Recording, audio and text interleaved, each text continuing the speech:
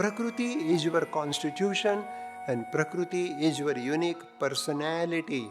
So this is very important. Prakruti is determined right at the time of fertilization, and those fertilized sperm is the male seed and female egg is the ovum. At the meeting point of sperm and ovum, the VPK, Vata Pitta Kapha factor from the father coming through the sperm and VPK factor coming from the mother coming through female egg, and at the time of fertilization your Prakruti is determined. So within your RNA DNA your Prakruti is recorded as a unique blueprint, and to know that is very important because of the age, because of the diet, lifestyle, change in the season, change in the diet, change in the environment, our Prakruti dosha undergo change.